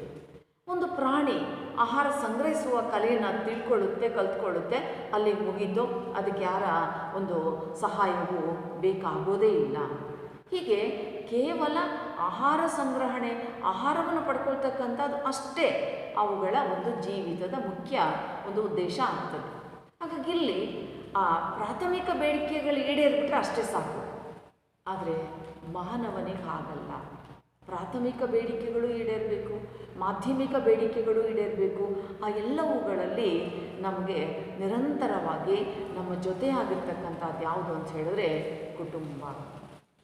ಯಾಕೆ ಅಂದರೆ ಇಲ್ಲಿ ದೀರ್ಘಕಾಲದ ಒಂದು ಪ್ರೋಸೆಸ್ ಇದು, ದೀರ್ಘಕಾಲೀನ ಚಟುವಟಿಕೆ ಇದು. ಸಾಮಾಜೀಕರಣ ಅಂತಕ್ಕಂಥದ್ದು ಒಂದು ದಿನಕ್ಕೆ, ಒಂದು ವರ್ಷಕ್ಕೆ ಮುಗೀತಕ್ಕಂಥದ್ದಲ್ಲ. ಇದು ದೀರ್ಘಕಾಲದವರೆಗೆ. ಎಷ್ಟು ದೀರ್ಘ? ಮಾನವ ಹುಟ್ಟಿದಂದಿನಿಂದ ಕೊನೆಯವರೆಗೂ ಕೂಡ ಅವನು ಒಂದಲ್ಲ ಒಂದು ರೀತಿಯಲ್ಲಿ ಸಾಮಾಜೀಕರಣದ ವ್ಯಾಪ್ತಿಗೆ ಒಳಪಡ್ತಾನೆ ಹೋಗ್ತಾನೆ. ಹಾಗಾಗಿ ಇದು ಬಹಳ ಸುದೀರ್ಘವಾಗಿರ್ತಕ್ಕಂತಹ ಒಂದು ಚಟುವಟಿಕೆ ಆಗುತ್ತೆ. ಆ ಸಂದರ್ಭದಲ್ಲಿ ಏನಾಗುತ್ತೆ ನೋಡಿ, ಆಗ್ತಾನೆ ಹುಟ್ಟತಕ್ಕಂಥ ಮಗು ನಾವು ಸಾಮಾಜೀಕರಣದ ಹಂತದಲ್ಲಿ ನೋಡಿದ್ದೀವಿ. ಹುಟ್ಟಿದಂದಿನಿಂದ ಒಂದು ವರ್ಷದವರೆಗಿನ ಮೌಖಿಕ ಹಂತದಲ್ಲಿ ಆ ಮಗು ಊಟ ಮಾಡೋದಿರಲಿ, ಅದು ಯಾವ ಚಟುವಟಿಕೆಗಳನ್ನು ಕೂಡ ಕಲಿಯೋದಕ್ಕೆ ಸಾಧ್ಯ ಇಲ್ಲ. ಅಳ್ತಕ್ಕಂಥದ್ದು ತನ್ನ ಅವಶ್ಯಕತೆಗಳನ್ನು ಈಡೇರಿಸ್ಕೊಳ್ಳೋದಕ್ಕೆ, ಬೇರೆಯವ್ರ ಗಮನ ಸೆಳೆಯೋದಕ್ಕೆ ಆ ಮಗು ಅಳುತ್ತಷ್ಟೆ. ಅಳೋದೊಂದೇ ಗೊತ್ತು ಆ ವಯಸ್ಸಿಗೆ. ತೀರಾ 6-7 ತಿಂಗಳ ನಂತರದ ವೇಳೆಗೆ ಆ ಮಗು ತನ್ನ ತಾಯಿಯನ್ನು ಮಾತ್ರ ಗುರುತಿಸೋದನ್ನು ಕಲ್ತ್ಕೊಳ್ಳುತ್ತೆ. ಅಷ್ಟನ್ನು ಬಿಟ್ಟರೆ ಇನ್ನೇನು ಆ ಮಗುವಿಗೆ ಅಲ್ಲಿ ಗೊತ್ತಾಗೋದೇ ಇಲ್ಲ. ಆ ಸ್ಥಿತಿಯಿಂದ ಹಿಡಿದು ಅದು ನಂತರ ಶೌಚ ತರಬೇತಿ ಹಂತ ತಲುಪುತ್ತೆ, ಇಡೀಪಲ್ ಹಂತವನ್ನು ತಲುಪುತ್ತೆ, ಕಿಶೋರಾವಸ್ಥೆಯನ್ನು ತಲುಪುತ್ತೆ, ನಂತರ ಪ್ರೌಢಾವಸ್ಥೆಯನ್ನು ತಲುಪ್ತಾ ಹೋಗುತ್ತೆ. ಈ ಎಲ್ಲ ಹಂತಗಳಲ್ಲೂ ವಿಭಿನ್ನವಾದಂತಹ ಚಟುವಟಿಕೆಗಳು ಇಲ್ಲಿ ಮುಖ್ಯ ಆಗ್ತವೆ. ಅಂತಲ್ಲಿ ಈ ವಿಭಿನ್ನ ಚಟುವಟಿಕೆಗಳಲ್ಲಿ ಆ ಮಗುವಿಗೆ ತರಬೇತಿ ನೀಡ್ತಕ್ಕಂಥವ್ರು ಯಾರಪ್ಪ ಅಂತ ಹೇಳಿದ್ರೆ ಕುಟುಂಬದ ಸದಸ್ಯರು, ತಂದೆ ತಾಯಿಯರು ಅಥವಾ ಆ ಮನೆಯ ಸದಸ್ಯರು ಅಂತಕ್ಕಂಥದ್ದು ಇಲ್ಲಿ ಬಹಳ ಮುಖ್ಯವಾಗ್ತಕ್ಕಂಥದ್ದು. ಯಾಕೆಂದರೆ ಅಲ್ಲಿ ಮಗುವಿನ ನಿರಂತರ ಒಡನಾಟ, ಭೌತಿಕ ಸಾಮೀಪ್ಯತೆ ಇದೆಲ್ಲವೂ ಕೂಡ ಸಾಧ್ಯವಾಗ್ತಕ್ಕಂಥದ್ದು ಕುಟುಂಬದ ಸದಸ್ಯರಿಗೆ ಮಾತ್ರ. ಆ ಮಗು ಹೆಚ್ಚು ಸಮಯ ತನ್ನ ತಾಯಿ ಜೊತೆ ಕಳೆಯುತ್ತೆ, ತನ್ನ ತಾಯಿ ಏನನ್ನು ಕಲಿಸ್ತಾಳೆ ಅದನ್ನು ಕಲಿಯುವ ಪ್ರಯತ್ನವನ್ನು ಮಾಡುತ್ತೆ. ಸ್ವಲ್ಪ ದೊಡ್ಡದಾಗ್ತಾ ಹೋದಂತೆ ಕುಟುಂಬದ ಸದಸ್ಯರು, ಮನೇಲಿರ್ತಕ್ಕಂಥವ್ರು ಅಜ್ಜ ಅಜ್ಜಿಯರಾಗಿರ್ಬೋದು, ಅಣ್ಣ ಅಕ್ಕಂದರಾಗಿರ್ಬೋದು, ಚಿಕ್ಕಪ್ಪ ಚಿಕ್ಕಮ್ಮಂದರಾಗಿರ್ಬೋದು, ಯಾರಾದರೂ ಆಗಿರ್ಬೋದು, ಆ ಕುಟುಂಬದ ಸದಸ್ಯರು ಆ ಮಗುವಿಗೆ ಒಂದೊಂದನ್ನೇ ಹಂತ ಹಂತವಾಗಿ ಕಲಿಸ್ತಾ ಹೋಗ್ತಾರೆ. ನೀವು ನಿಮ್ಮ ಅಕ್ಕಪಕ್ಕದ ಮನೆಗಳಲ್ಲಿ ಚಿಕ್ಕ ಮಗು ಇದ್ರೆ ಗಮನಿಸಬಹುದು, ಆ ಏನೋ ಗೊತ್ತಿಲ್ಲದೆ ಇರ್ತಕ್ಕಂಥ ಮಗುವಿಗೆ ಪ್ರತಿಯೊಂದನ್ನು ಕಲಿಸ್ತಕ್ಕಂಥದ್ದು, ತೊದಲು ನುಡಿ, ಮಾತಾಡ್ತಕ್ಕಂಥದ್ದು, ಕೂತ್ಕೊಳ್ತಕ್ಕಂಥದ್ದು, ನಿಂತ್ಕೊಳ್ತಕ್ಕಂಥದ್ದು, ನಡೀತಕ್ಕಂಥದ್ದು, ಇದೆಲ್ಲವನ್ನು ಕೂಡ ಇಲ್ಲಿ ಕಲಿಸ್ತಕ್ಕಂಥವ್ರು ಯಾರು ಅಂತ ಹೇಳಿದ್ರೆ ತಂದೆ ತಾಯಿಗಳೇ ಆಗಿರ್ತಾರೆ, ಅಥವಾ ಕುಟುಂಬದ ಸದಸ್ಯರಾಗಿರ್ತಾರೆ, ಅಥವಾ ಕುಟುಂಬ ಆಗಿರ್ತದೆ. ಈ ಅವಧಿಯಲ್ಲಿ ಆ ಮಗುವಿಗೆ ಭಾಷೆಯ ನೆರವಿನಿಂದ ನುಡಿತಕ್ಕಂಥದ್ದು. ಆ ಮಗು ಒಮ್ಮೆಲೆ ಎಲ್ಲ ಪದಗಳನ್ನು ಕಲ್ತ್ಕೊಳ್ಳೋದಿಲ್ಲ. ಯಾವ ಮನೇಲಿ ಹುಟ್ಟಿರುತ್ತೆ, ಯಾವ ಭಾಷೆಯನ್ನು ಮಾತನಾಡ್ತಾ ಇರ್ತಾರೆ, ಯಾವ ಧರ್ಮದ ಕುಟುಂಬ ಅದು, ಅದಕ್ಕನುಸಾರವಾದಂತಹ ಭಾಷೆ ಮತ್ತು ಆಚರಣೆಗಳನ್ನು, ನಂಬಿಕೆಗಳನ್ನು ಆ ಮಗು ಕಲಿಬೇಕಾಗುತ್ತೆ. ಯಾಕೆಂದರೆ ಹಿಂದೂ ಧರ್ಮದಲ್ಲಿರ್ತಕ್ಕಂಥ ಆಚರಣೆ ನಂಬಿಕೆಗಳು ಬೇರೆ, ಇಸ್ಲಾಂ ಧರ್ಮದಲ್ಲಿರ್ತಕ್ಕಂಥ ಆಚರಣೆ ನಂಬಿಕೆಗಳು ಬೇರೆ, ಕ್ರೈಸ್ತ ಧರ್ಮದಲ್ಲಿರ್ತಕ್ಕಂಥ ಆಚರಣೆ ನಂಬಿಕೆಗಳು ಬೇರೆ. ಅದಕ್ಕನುಗುಣವಾದಂತಹ ಆಚರಣೆಗಳನ್ನು, ನಂಬಿಕೆಗಳನ್ನು ಆ ಮಗು ಕಲಿಯುವಂಥ ಪ್ರಯತ್ನ ಮಾಡುತ್ತೆ. ಅಥವಾ ಈ ಮುಸ್ಲಿಮರಾಗಿದ್ದರೆ ಅದು ಉರ್ದು ಭಾಷೆಯನ್ನು ಕಲಿಯೋ ಪ್ರಯತ್ನ ಮಾಡುತ್ತೆ, ಅಥವಾ ಬೇರೆ ಹಿಂದೂ ಆಗಿದ್ದರೆ ಅಲ್ಲಿನ ಮಾತೃಭಾಷೆ ಅದು, ಆ ಭಾಷೆಯನ್ನು ಕಲಿಯುವಂತಹ ಪ್ರಯತ್ನವನ್ನು ಮಾಡುತ್ತೆ. ನೀವು ಗಮನಿಸ್ಬೋದು, ಆ ಮಗು ಒಂದೊಂದೇ ಪದಗಳನ್ನು ಜೋಡಣೆ ಮಾಡುತ್ತೆ, ನೆನಪಿಟ್ಕೊಳ್ಳೋದಕ್ಕೆ ಪ್ರಯತ್ನ ಮಾಡುತ್ತೆ, ಬೇರೆಯವರು ಹೇಳುವಾಗ ಅದನ್ನು ಅರ್ಥ ಮಾಡಿಕೊಳ್ಳುವಂಥ ಪ್ರಯತ್ನವನ್ನು ಮಾಡುತ್ತೆ. ಹಂತ ಹಂತವಾಗಿ ನಿಧಾನವಾಗಿ ಅದು ಒಂದೊಂದೇ ಪದಗಳನ್ನು ಕಲ್ತ್ಕೊಳ್ತಾ ಮುಂದೆ ಮಾತನಾಡ್ತಕ್ಕಂಥ ಕಲೆಯನ್ನು ಅದು ರೂಢಿಸ್ಕೊಳ್ಳುತ್ತೆ. ಅದರ ಜೊತೆಗೇ ಅದು ಕೂತ್ಕೋತಕ್ಕಂಥದ್ದು, ನಿಲ್ತಕ್ಕಂಥದ್ದು, ನಡೀತಕ್ಕಂಥದ್ದು, ನಂತರ ಓಡ್ತಕ್ಕಂಥದ್ದು, ಇವೆಲ್ಲವುಗಳನ್ನು ಕೂಡ ಆ ಮಗು ಕಲಿಯುತ್ತೆ. ಇವು ತೀರಾ ಪ್ರಾಥಮಿಕ ಅಥವಾ ಬೇಸಿಕ್ ಹಂತದಲ್ಲಿ ಇರ್ತಕ್ಕಂಥ ಅಂಶಗಳು ಆಗ್ತವೆ. ಹಾಗಂತ ಕುಟುಂಬ ಕೇವಲ ಇಷ್ಟು ಮಾತ್ರವನ್ನೇ ಕಲಿಸೋದಿಲ್ಲ, ಬದಲಾಗಿ ಆ ಮಗುವಿನ, ಆ ಮಕ್ಕಳ ಜೀವನದುದ್ದಕ್ಕೂ ಕುಟುಂಬದ ಒಂದು ಪ್ರಭಾವ, ಕುಟುಂಬದ ಒಂದು ಆರೈಕೆ, ಪ್ರೀತಿ, ವಿಶ್ವಾಸ ಅಂತಕ್ಕಂಥದ್ದು ಸದಾ ಆ ಮಕ್ಕಳ ಜೊತೆ ನಿರಂತರವಾಗಿ ಇರ್ತದೆ. ಯಾಕೆಂದರೆ ಆ ಮಗು ಏನನ್ನು ಕಲ್ತ್ಕೊಳ್ಳುತ್ತೆ, ಅದು ಆ ಮಗುವಿಗೆ ಏನು ಕಲಿಸ್ಬೇಕು, ಇದನ್ನೆಲ್ಲ ಒಂದೊಂದಾಗಿ ಅರ್ಥ ಮಾಡ್ಕೊಳ್ತಾ ಹೋದಂತೆ, ಆ ಮಗು ದೊಡ್ಡದಾಗ್ತಾ ಹೋದಂತೆ ಅದಕ್ಕೆ ಆ ಕುಟುಂಬದ ಸದಸ್ಯರು, ಅವರಿಗಿರ್ತಕ್ಕಂಥ ಬಂಧುಗಳು, ಇವರೆಲ್ಲರಗಳ ಬಗ್ಗೆ ಸಾಂದರ್ಭಿಕವಾಗಿ ಆ ಮಕ್ಕಳಿಗೆ, ಆ ಮಗುವಿಗೆ ಕಲಿಸ್ತಾ ಹೋಗ್ತಾರೆ. ಆ ಒಂದು ಹಂತವನ್ನು ತಲುಪುವಳಿಗೆ ಆ ಮಗು ಎಲ್ಲವನ್ನು ಕಲಿಯುತ್ತೆ. ಈ ಎಲ್ಲ ಅವಧಿಯಲ್ಲಿ, ಈ ಎಲ್ಲ ಸಂದರ್ಭದಲ್ಲಿ ಕುಟುಂಬದ ಸದಸ್ಯರ ಪ್ರಭಾವ ಅತ್ಯಂತ ಮುಖ್ಯವಾದುದು. ಅವರು ಕಲಿಸ್ತಾ ಹೋಗ್ತಾರೆ ಮಗುವಿಗೆ, ಹೀಗೆ ಮಾಡ್ತಕ್ಕಂಥದ್ದು ಸರಿ, ಹೀಗೆ ಮಾಡ್ತಕ್ಕಂಥದ್ದು ತಪ್ಪು, ಹೀಗೆ ಮಾಡಬಾರ್ದು, ಹೀಗೆ ಮಾಡಬೇಕು, ಈ ಥರ ಮಾತನಾಡಬೇಕು, ಈ ಥರ ಮಾತನಾಡಬಾರ್ದು. ನೋಡಿ, ಒಂದು ಸಣ್ಣ ಸಂಗತಿಯಿಂದ ಹಿಡಿದು ಪ್ರತಿಯೊಂದನ್ನು ಆ ಮಗುವಿಗೆ ತಿಳಿಸಿಕೊಡುವಂತಹ, ಕಲಿಸುವಂತಹ ಪ್ರಯತ್ನವನ್ನೇ ಇಲ್ಲಿ ಮಾಡ್ತಾ ಹೋಗ್ತಾರೆ. ಅಂಥ ಸಂದರ್ಭದಲ್ಲಿ ಏನಾಗ್ತದೆ, ಆ ಮಗುವಿನ ಒಂದು ಗಮನ ಅವ್ರ ಕಡೆಗಿರ್ತದೆ, ಅವರ ಗಮನ ಮಗುವಿನ ಕಡೆಗಿರ್ತದೆ. ಹೀಗಾಗಿ ಪರಸ್ಪರ ಗಮನಿಸುವಿಕೆಯ ಮೂಲಕ ಆ ಮಗು ಎಲ್ಲವನ್ನು ಕಲ್ತ್ಕೊಳ್ಳುತ್ತೆ. ಸ್ವಲ್ಪ ದೊಡ್ಡದಾಗ್ತಾ ಹೋದಂತೆ ಆ ಮಗುವನ್ನು ಶಾಲೆಗೆ ಸೇರಿಸ್ತಾರೆ. ಶಾಲೆಗೆ ಸೇರಿಸೋದ್ರಲ್ಲಿ ಮುಗೀತು ಅಂದ್ಕೊಳ್ಳೋದಿಲ್ಲ, ಬದಲಾಗಿ ಆ ಎಲ್ಲ ಅಕ್ಷರಾಭ್ಯಾಸ ಮಾಡಿಸ್ತಕ್ಕಂಥದ್ದು, ಆ ಶಾಲೆಗೆ ಸಂಬಂಧಪಟ್ಟಂಥ ಚಟುವಟಿಕೆಗಳಲ್ಲಿ ಆ ಮಗುವನ್ನು ತೊಡಗಿಸ್ತಕ್ಕಂಥದ್ದು, ಅಲ್ಲಿ ತನ್ನ ಸುತ್ತಮುತ್ತ ಇರ್ತಕ್ಕಂಥ ಮಕ್ಕಳನ್ನು ಹೇಗೆ ಬೆರೀಬೇಕು ಅಂತಕ್ಕಂಥದ್ದು, ಇವೆಲ್ಲವನ್ನು ಹೇಳಿಕೊಡುವಂತಹ ಪ್ರಯತ್ನಗಳು ಅಲ್ಲಿ ನಡೀತದೆ. ನೆರೆಹೊರೆಯವರು ಇದರಲ್ಲಿ ಪಾಲ್ದಾರಾಗ್ತಾರೆ, ಅವರ ಪಾತ್ರನೂ ಕೂಡ ಇಲ್ಲಿ ಇರ್ತದೆ. ಹಾಗಾಗಿ ಇಲ್ಲಿ ಶಾಲೆಗೆ ಕಳಿಸ್ತಕ್ಕಂಥದ್ದು, ಅದಕ್ಕೆ ಬೇಕಾದಂಥ ಶಿಕ್ಷಣವನ್ನು ನೀಡ್ತಕ್ಕಂಥದ್ದು, ಅದಕ್ಕೆ ಬೇಕಾದಂತಹ ಎಲ್ಲ ಅಗತ್ಯಗಳನ್ನು, ಬೇಸಿಕ್ ನೀಡ್ಸನ್ನು ಒದಗಿಸ್ತಕ್ಕಂಥದ್ದು, ಮತ್ತು ಆ ಮುಂದುವರಿದು ಅನೇಕ ಮಾಧ್ಯಮಿಕ ಬೇಡಿಕೆಗಳನ್ನು ಆ ಮಗುವಿಗೆ ಸಂಬಂಧಪಟ್ಟಂತೆ ಈಡೇರಿಸುವಂತಹ ಒಂದು ಪ್ರಯತ್ನವನ್ನು ಮಾಡ್ತಾರೆ. ಆ ಮಗುವಿಗೆ ಶಿಕ್ಷಣವನ್ನು ನೀಡ್ತಾರೆ. ಆಯಿತು, ಆ ಮಗು ಶಿಕ್ಷಣವನ್ನು ಪಡ್ಕೊಳ್ತು, ಉದ್ಯೋಗಸ್ಥ ಆಯಿತು, ಅಲ್ಲಿಗೆ ಮುಗಿತಾ ಕುಟುಂಬದ ಸಂಬಂಧ, ಹಾಗೂ ಹೇಳುವಂತಿಲ್ಲ. ಬದಲಾಗಿ ಅದು ಇನ್ನೊಂದು ಭಾಗದಲ್ಲಿ ಮತ್ತೊಂದು ರೂಪದಲ್ಲಿ ಮುಂದುವರಿಯುತ್ತಾ ಹೋಗುತ್ತದೆ. ಆ ಮಗು ಶಿಕ್ಷಣವನ್ನು ಪಡ್ಕೊಂಡ್ರೆ ಅದಕ್ಕೆ ಬೇಕಾದ ಎಲ್ಲವನ್ನು ಕಲಿಸ್ತಕ್ಕಂತಹದ್ದು, ಮುಂದೆ ಅದು ಉದ್ಯೋಗಸ್ಥನಾಗುವಂತೆ ನೋಡ್ಕೊಳ್ತಕ್ಕಂತಹದ್ದು. ಆ ಸಂದರ್ಭದಲ್ಲಿ ಯಾವುದು ಸರಿ ಯಾವುದು ತಪ್ಪು, ಯಾರೊಡನೆ ಹೇಗೆ ಮಾತಾಡಬೇಕು, ಯಾವ ಮಾತುಗಳನ್ನು ಆಡಬಾರ್ದು, ಯಾವ ಅಂಶಗಳು ಇಲ್ಲಿ ನಿಷೇಧಿಸಲ್ಪಟ್ಟಿವೆ, ಇದಕ್ಕೆ ಸಂಬಂಧಪಟ್ಟಂಥ ಎಲ್ಲ ತರಬೇತಿಯನ್ನು ತಂದೆ ತಾಯಿಗಳು, ಕುಟುಂಬದ ಸದಸ್ಯರು ಆ ಮಕ್ಕಳಿಗೆ ನೀಡ್ತಾ ಹೋಗ್ತಾರೆ. ಮುಂದೆ ಆ ಮಗು ಶಿಕ್ಷಣವನ್ನು ಪಡ್ಕೊಳ್ತದೆ, ಉದ್ಯೋಗಸ್ಥ ಆಗ್ತದೆ, ವಿವಾಹಿತನಾಗ್ತದೆ. ಅಂತೆಲ್ಲ ಸಂದರ್ಭಗಳಲ್ಲಿ ತಂದೆ ತಾಯಿಗಳ ಪಾತ್ರ ಅಂತಕ್ಕಂಥದ್ದು ಅಪಾರವಾದದ್ದು. ಆದ್ದರಿಂದ ಕೇವಲ ನಮ್ಮ ಆಹಾರವನ್ನು ನಾವು ಸಂಪಾದಿಸ್ಕೊಳ್ತೀವಿ, ನಮಗೆ ಕೆಲಸ ಸಿಕ್ಕಿದೆ ಅಂದ ತಕ್ಷಣ ತಂದೆ ತಾಯಿಗಳ ಜವಾಬ್ದಾರಿ ಅಲ್ಲಿಗೆ ಮುಗೀತು ಎನ್ನುವಂತೆ ಇಲ್ಲ. ಬದಲಾಗಿ ಅದು ನಿರಂತರವಾಗಿ ಸದಾಕಾಲ ಮುಂದುವರಿಯುತ್ತದೆ. ಮತ್ತು ಆ ಕುಟುಂಬದ ಸದಸ್ಯರು ಕಲಿಸುವಷ್ಟು, ಕುಟುಂಬದ ಸದಸ್ಯರು ತೋರಿಸುವಷ್ಟು ಪ್ರೀತಿಯನ್ನು ನಾವು ಮತ್ತೆಲ್ಲೂ ಕೂಡ ನೋಡೋದಕ್ಕೆ ಸಾಧ್ಯ ಇಲ್ಲ. ಅದರಿಂದ ಕೆಲವರು ಹೇಳ್ತಾರೆ, home sweet home, there is no place like home. Home sweet home, there is no place like home. ನಮಗೆ ಆ ಮನೆಯಂತಹ ಸ್ಥಳ ಇನ್ಯಾವುದು ನಮಗೆ ಅಪ್ಯಾಯಮಾನವಾಗ್ತಕ್ಕಂಥದ್ದು, ನಮ್ಗೆ ಇಷ್ಟವಾಗ್ತಕ್ಕಂಥ ಸ್ಥಳ ಮತ್ತೊಂದಿಲ್ಲ. ಅಂದರೆ ಅಷ್ಟು ಮುಖ್ಯವಾಗ್ತಕ್ಕಂಥದ್ದು ನಮ್ಗೆ ಆ ಮನೆಯ ಜನರು, ಆ ಕುಟುಂಬದ ಸದಸ್ಯರು ನಮಗಂತಹ ಒಂದು ಧೈರ್ಯವನ್ನು ತುಂಬುತ್ತಾರೆ, ನೆಮ್ಮದಿಯನ್ನು ಕೊಡ್ತಾರೆ, ಬದುಕಿಗೆ ಬೇಕಾದಂತಹ ಒಂದು ಹಂಬಲ ಅಥವಾ ಅಭಿರುಚಿಗಳನ್ನು ಬೆಳೆಸ್ತಾ ಹೋಗ್ತಾರೆ. ಇವತ್ತು ಮಕ್ಕಳಲ್ಲಿ ಒಳ್ಳೆಯ ಅಭಿರುಚಿಗಳು ಬೆಳೆದಿದೆ, ಅವರು ಉತ್ತಮ ನಾಗರಿಕರಾಗಿದ್ದಾರೆ ಅಂದರೆ ಅದರ ಹಿಂದೆ ತಂದೆ ತಾಯಿಗಳ, ಕುಟುಂಬದ ಸದಸ್ಯರ ಒಂದು ಪಾತ್ರ ಅಂತಕ್ಕಂಥದ್ದು ಅಪಾರವಾಗಿರ್ತಕ್ಕಂಥದ್ದನ್ನು ನಾವಲ್ಲಿ ನೋಡಬೇಕಾಗುತ್ತೆ. ಹೀಗೆ ಆ ಕುಟುಂಬದ ಸದಸ್ಯರು ಬಹಳ ಮುಖ್ಯವಾದಂತಹ ಒಂದು ಪಾತ್ರವನ್ನು ವಹಿಸ್ತಾರೆ. ಮುಂದೆ ಆ ಮಕ್ಕಳು ದೊಡ್ಡವರಾಗಿ ಬೆಳೀತಾ ಹೋದಂತೆ, ಶಿಕ್ಷಣವನ್ನು ಪಡ್ಕೊಂಡಂತೆ ಆ ಮಕ್ಕಳ ವಿವಾಹದ ಜವಾಬ್ದಾರಿ ಕೂಡ ಇಲ್ಲಿ ತಂದೆ ತಾಯಿಗಳದೇ ಆಗ್ತದೆ. ಅಂದರೆ ಒಂದು ಮಗು ಹುಟ್ಟಿನಿಂದ ನಿರಂತರವರೆಗೆ ಅದು ಮುಂದೆ ದೊಡ್ಡದಾಗಿ ತನ್ನ ಜವಾಬ್ದಾರಿಯನ್ನು ತೆಗೆದುಕೊಂಡು ತಾನು ವಿವಾಹಿತನಾಗಿ ತನ್ನ ಮಕ್ಕಳನ್ನು ಪಡೆಯುವ ಹಂತದವರೆಗೂ ಒಂದಲ್ಲ ಒಂದು ರೂಪದಲ್ಲಿ ನಾವೆಲ್ಲರೂ ಕೂಡ ಸಾಮಾಜೀಕರಣಕ್ಕೆ ಒಳಪಡ್ತಾ ಹೋಗ್ತೀವಿ. ಆದ್ದರಿಂದ ಸಾಮಾಜೀಕರಣ ಅಂತಕ್ಕಂಥದ್ದು ಕೇವಲ ಯಾವುದೋ ಒಂದು ಹಂತಕ್ಕೆ, ಯಾವುದೋ ಒಂದು ಅವಧಿಗೆ ಸೀಮಿತವಾದುದಲ್ಲ. ಮಾನವನ ಹುಟ್ಟಿನಿಂದ ಸಾವಿನವರೆಗೂ ಕೂಡ ಒಂದಲ್ಲ ಒಂದು ರೂಪದಲ್ಲಿ ನಡೀತಾ ಇರ್ತದೆ. ಆ ಎಲ್ಲ ಸಂದರ್ಭಗಳಲ್ಲಿ ನಮ್ಮ ಜೊತೆ ಪಾಲುದಾರರಾಗ್ತಕ್ಕಂಥವ್ರು ಯಾರು ಅಂತ ಹೇಳಿದ್ರೆ ನಮ್ಮ ಕುಟುಂಬದ ಸದಸ್ಯರು. ಹೀಗಾಗಿ ಕುಟುಂಬ ಎನ್ನುವುದು ಮಾನವನನ್ನು ಸಾಮಾಜೀಕರಿಸ್ತಕ್ಕಂತಹ ಅತ್ಯಂತ ಪ್ರಮುಖವಾದಂತಹ ಒಂದು ಅನೌಪಚಾರಿಕವಾದಂತಹ ಸಾಧನ.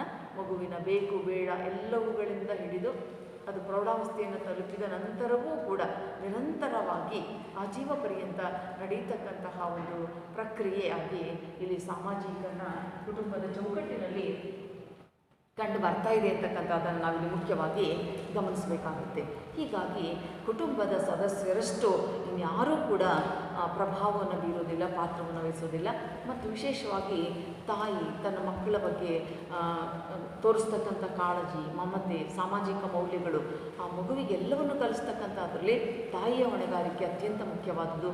ತಂದೆಯ ಜವಾಬ್ದಾರಿ ಕೂಡ ಇಲ್ಲಿ ಇರ್ತದೆ. ಆ ಎಲ್ಲ ಪಾತ್ರಗಳನ್ನು ಸಮರ್ಥವಾಗಿ ಅವರು ನಿರ್ವಹಿಸುತ್ತಾ ಆ ಮಗುವನ್ನು ಉತ್ತಮ ಪ್ರಜೆಯನ್ನಾಗಿ ರೂಪಿಸುವಂತಹ ಎಲ್ಲ ಪ್ರಯತ್ನಗಳನ್ನು ಮಾಡ್ತಾರೆ.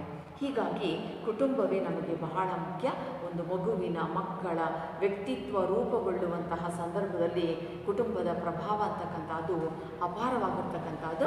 ಆ ಕುಟುಂಬ ನಮ್ಮನ್ನು ಉತ್ತಮ ರೀತಿಯಲ್ಲಿ ಸಾಮಾಜೀಕರಿಸುತ್ತದೆ ಎನ್ನುವುದನ್ನು ನಾವಿಲ್ಲಿ ಗಮನಿಸಬೇಕಾಗುತ್ತದೆ. ಈ ಹಿನ್ನೆಲೆಯಲ್ಲಿ ಅನೌಪಚಾರಿಕವಾದಂತಹ ಸಾಧನವಾಗಿ ಕುಟುಂಬವು ಮಗುವನ್ನು ಅತ್ಯಂತ ಸಮರ್ಥವಾಗಿ, ಸಂಪೂರ್ಣವಾಗಿ ಮತ್ತು ಸಮರ್ಪಕವಾಗಿ ಸಮಾಜದ ನಿಯಮಗಳನ್ನು ಕಲಿಸಿಕೊಡ್ತದೆ. ಉತ್ತಮ ಪ್ರಜೆಯನ್ನಾಗಿ ರೂಪಿಸುವಂತಹ ಒಂದು ಹೊಣೆಗಾರಿಕೆ ಕುಟುಂಬದಾಗಿರ್ತದೆ. ಅಂತಹದ್ದನ್ನು ಎಲ್ಲ ಕುಟುಂಬಗಳು ನಿರ್ವಹಿಸುತ್ತವೆ. ಯಾವುದೇ ಕುಟುಂಬ, ಯಾವುದೇ ತಂದೆ ತಾಯಿಗಳು ಯಾವತ್ತಿಗೂ ಮಕ್ಕಳಿಗೆ ಕೆಟ್ಟದ್ದನ್ನು ಕಲಿಸುವುದೇ ಇಲ್ಲ, ಕೆಟ್ಟ ನಿಯಮಗಳನ್ನು ಹೇಳಿಕೊಡೋದೇ ಇಲ್ಲ. ಆ ಕಲ್ತ್ಕೊಂಡ್ರೆ ಮಕ್ಕಳು ಬೇರೆ ಪ್ರಭಾವ. ಆದರೆ ತಂದೆ ತಾಯಿಗಳು, ಕುಟುಂಬದ ಸದಸ್ಯರು ಯಾವತ್ತೂ ಮಕ್ಕಳ ಹಿತವನ್ನೇ ಬಯಸ್ತಾರೆ, ಉತ್ತಮವಾದುದನ್ನೇ ಕಲಿಸ್ತಾರೆ. ಹಾಗಾಗಿ ಕುಟುಂಬದ ಒಂದು ಪಾತ್ರ ಮಕ್ಕಳನ್ನು ರೂಪಿಸುವಲ್ಲಿ ಅತ್ಯಂತ ಅಪಾರವಾದುದು ಎನ್ನುವಂಥದ್ದನ್ನು ನಾವು ಮುಖ್ಯವಾಗಿ ಕಾಣಬೇಕಾಗುತ್ತೆ. ಎರಡನೇದು ಸಮವಯಸ್ಕರ ಸಮೂಹ. ನೋಡಿ, ಕುಟುಂಬವನ್ನು ಹೊರತುಪಡಿಸಿದ್ರೆ ಆ ಮಕ್ಕಳು ನಂತರ ಅವರು ಪ್ರವೇಶಿಸ್ತಕ್ಕಂಥದ್ದು ನೆರೆಹೊರೆಯವರ ಜೊತೆಗೆ, ಅಥವಾ ಅದರ ಜೊತೆಯಾಗಿ ಅವರು ಪ್ರವೇಶಿಸ್ತಕ್ಕಂತಹದ್ದು ಸ್ನೇಹಿತರು, ಗೆಳೆಯರ ಬಳಗ, ಆಟದ ಗುಂಪು ಅಥವಾ ಸಮವಯಸ್ಕರ ಸಮೂಹ, ಸ್ನೇಹಿತರು ಎನ್ನುವಂತಹದರ ಜೊತೆಗೆ. ಇಲ್ಲಿ ಸಮವಯಸ್ಕರರು ಒಂದೇ ವಯೋಮಾನದವರು, ಹಾಗಾಗಿ ಇಲ್ಲಿ ಅವರು ಗೆಳೆಯರಾಗ್ತಾರೆ ಅಥವಾ ಬಾಲ್ಯದಿಂದಲಿದ್ದಂತಹ ಸ್ನೇಹಿತರಾಗ್ತಾರೆ, ಆಟದ ಗುಂಪಿನಲ್ಲಿ ಸೇರ್ತಕ್ಕಂಥವರು ಆಗ್ತಾರೆ. ಇವರೆಲ್ಲ ಇಲ್ಲಿ ಹೇಗೆ ಸಾಮಾಜೀಕರಣ ಅಂತಕ್ಕಂಥದ್ದು ನಡೀತದೆ. ನೋಡಿ, ಕುಟುಂಬ ಒಂದು ಹಂತದವರೆಗೆ ಒಂದು ಮಗುವನ್ನು ತನ್ನ ಮನೆಯ ಚೌಕಟ್ಟಿನಲ್ಲಿ ಕಾಪಾಡಿಕೊಳ್ತಾ ಹೋಗುತ್ತೆ. ಯಾವಾಗ ಆ ಮಗು ಸ್ವಲ್ಪ ದೊಡ್ಡದಾಗ್ತಾ ಹೋಗುತ್ತೆ, ಅದು ಶಾಲೆಯನ್ನು ಪ್ರವೇಶಿಸಬೇಕಾಗುತ್ತೆ, ನೆರೆಹೊರೆಯವರೊಡನೆ ಬೆರೆಯುತ್ತೆ, ಶಾಲೆಯನ್ನು ಪ್ರವೇಶಿಸ್ತಕ್ಕಂಥ ಒಂದು ಹಂತವನ್ನು ತಲುಪುತ್ತೆ. ಆ ಸಂದರ್ಭದಲ್ಲಿ ಆ ಮಗುವಿಗೆ ಜೊತೆಯಾಗ್ತಕ್ಕಂಥವ್ರು ಯಾರಪ್ಪ ಅಂತ ಹೇಳಿದ್ರೆ ಸ್ನೇಹಿತರು, ಆಟದ ಗುಂಪು ಅಥವಾ ಗೆಳೆಯರು. ಅವರೆಲ್ಲ ಯಾರು? ಅವರೆಲ್ಲ ಸಮವಯಸ್ಕರ ಸಮೂಹದವರಾಗುತ್ತಾರೆ. ಅಲ್ಲಿ ಸ್ವಲ್ಪ ಮಗು ದೊಡ್ಡದಾಗ್ತಾ ಹೋದಂತೆ ತನ್ನ ಸ್ನೇಹಿತರನ್ನು ಗುರುತಿಸ್ಕೊಳ್ತಾ ಹೋಗುತ್ತೆ. ಇವರು ನನ್ನ ಸ್ನೇಹಿತರು. ನೋಡಿ, ಯಾರನ್ನ ಮಗು ಸ್ನೇಹಿತರನ್ನಾಗಿ ಆಯ್ಕೆ ಮಾಡ್ಕೊಳ್ಳುತ್ತೆ? ತನ್ನ ಸ್ವಭಾವ, ತನಗೆ ಹೊಂದಾಣಿಕೆ ಆಗ್ತಕ್ಕಂಥವ್ರನ್ನ ಸ್ವಲ್ಪ ತಿಳುವಳಿಕೆ ಬರ್ತಿದ್ದಾಗೇನೆ ತನ್ನ ಸ್ವಭಾವ, ತನಗೆ ಹೊಂದಾಣಿಕೆ ಆಗ್ತಕ್ಕಂಥವ್ರೊಡನೆ ಹೆಚ್ಚು ಸ್ನೇಹವನ್ನು, ಒಡನಾಟವನ್ನು ಬೆಳೆಸ್ಕೊಳ್ತಾ ಹೋಗುತ್ತೆ. ಆ ಸಂದರ್ಭದಲ್ಲಿ ಕುಟುಂಬದ ಒಂದು ಮಾರ್ಗದರ್ಶನ ಕೂಡ ಇರುತ್ತೆ. ಕುಟುಂಬದ ಸದಸ್ಯರು ಹೇಳ್ತಾರೆ, ಒಳ್ಳೆಯ ಸ್ನೇಹಿತರನ್ನ ಹೊಂದಬೇಕು, ಒಳ್ಳೆಯ ಹುಡುಗರ ಸಹವಾಸವನ್ನು ಮಾಡಬೇಕು, ಒಳ್ಳೆಯ ಸ್ನೇಹಿತರನ್ನ ಹೊಂದಿರಬೇಕು. ಯಾಕೆ ಅಂದರೆ ಅನೇಕ ಸಾರಿ ನಿಮ್ಮ ವ್ಯಕ್ತಿತ್ವ ಎಂತಹದ್ದು ಅನ್ನೋದನ್ನು ನಿರ್ಧರಿಸುವಾಗ ನೀವು ಎಂಥ ಸ್ನೇಹಿತರನ್ನ ಹೊಂದಿದ್ದೀರಿ ಎನ್ನುವುದು ಇಲ್ಲಿ ಬಹಳ ಮುಖ್ಯವಾಗುತ್ತದೆ. ಹಾಗಾಗಿ ಅಲ್ಲಿ ಒಂದು ಇಂಗ್ಲೀಷಿನ ಒಂದು ನಾಣ್ಣುಡಿ ಇದೆ, tell me your friends, I will tell you what you are ಅಂತಕ್ಕಂಥ. ಟೆಲ್ ಮಿ ಯುವರ್ ಫ್ರೆಂಡ್ಸ್, ನಿಮ್ಮ ಸ್ನೇಹಿತರು ಯಾರ್ಯಾರು ಅಂತ ಹೇಳು, I will tell you what you are, ಆವಾಗ ನಾನು ಹೇಳ್ತೀನಿ ನೀನು ಎಂಥ ವ್ಯಕ್ತಿ ಅಂತ ಹೇಳಿ ಅಂತ. ಅಂದರೆ ನೀವೆಂತಹ ವ್ಯಕ್ತಿ, ನಿಮ್ಮ ವ್ಯಕ್ತಿತ್ವ ಎಂತಹದ್ದು ಎನ್ನುವುದನ್ನು ನಿರ್ಧರಿಸ್ತಕ್ಕಂಥವರು ನಿಮ್ಮ ಸ್ನೇಹಿತರಾಗ್ತಾರೆ. ಆದ್ದರಿಂದ ಸ್ನೇಹಿತರ ಆಯ್ಕೆ ಸಂದರ್ಭದಲ್ಲಿ ಬಹಳ ಎಚ್ಚರಿಕೆಯಿಂದ ಇರಬೇಕು ಅಂತಕ್ಕಂಥದ್ದನ್ನು ಕುಟುಂಬದ ಸದಸ್ಯರು ಸಾಮಾನ್ಯವಾಗಿ ಹೇಳ್ತಾ ಇರ್ತಾರೆ. ಆದರೂ ನಮ್ಮ ಆಯ್ಕೆ, ನಮ್ಮ ಅಭಿರುಚಿಗೆ ಅನುಗುಣವಾದಂತಹ ಸ್ನೇಹಿತರನ್ನು ನಾವು ಹೊಂದುತ್ತಾ ಹೋಗ್ತೀವಿ. ಇಲ್ಲಿ ಸ್ನೇಹಿತರು ಅಥವಾ ಈ ಗೆಳೆಯರ ಬಳಗ ಇವರೆಲ್ಲ ಒಂದು ನಿರ್ದಿಷ್ಟ ವಯೋಮಾನದವರಾಗ್ತಾರೆ, ಒಂದೇ ವಯೋಮಾನದವರಾಗ್ತಾರೆ. ಹಾಗಾಗಿ ಅವರಲ್ಲಿ ನಿಕಟತೆ ಹೆಚ್ಚಾಗಿರ್ತದೆ ಮತ್ತು ಒಂದೇ ರೀತಿಯಲ್ಲಿ ಆಲೋಚನೆ ಮಾಡ್ತಾರೆ, ಒಂದೇ ರೀತಿ ಯೋಚನೆ ಮಾಡ್ತಕ್ಕಂತಹ ಒಂದು ಮನಸ್ಥಿತಿಗೆ ಅವರೆಲ್ಲರೂ ಕೂಡ ಒಳಗಾಗ್ತಾರೆ. ಒಂದೇ ರೀತಿ ಆಲೋಚನೆ ಮಾಡ್ತಕ್ಕಂಥದ್ದು ಅಂತ ಹೇಳಿದ್ರೆ ಒಂದೇ ರೀತಿ ಅಂದರೆ 100ಕ್ಕೆ 100 ಒಂದೇ ರೀತಿ ಅಂತ ಹೇಳಿ ಅಲ್ಲ, ತಕ್ಕ ಮಟ್ಟಿಗೆ ಅವರ ಆಲೋಚನೆಗಳಲ್ಲಿ ಒಂದು ಏಕರೂಪತೆ ಅಂತಕ್ಕಂತಹದ್ದು ಕಂಡುಬರುತ್ತದೆ. ಸ್ನೇಹಿತರು ಮುಕ್ತವಾಗಿ ಮಾತನಾಡ್ತಾರೆ. ಅತ್ಯಂತ ಪ್ರಮುಖವಾದಂಥ ಸಂಗತಿ ಏನಪ್ಪ ಅಂತ ಹೇಳಿದ್ರೆ ಅವರೆಲ್ಲರೂ ಮುಕ್ತವಾಗಿ, ಸ್ವತಂತ್ರವಾಗಿ ಮಾತನಾಡ್ತಾರೆ.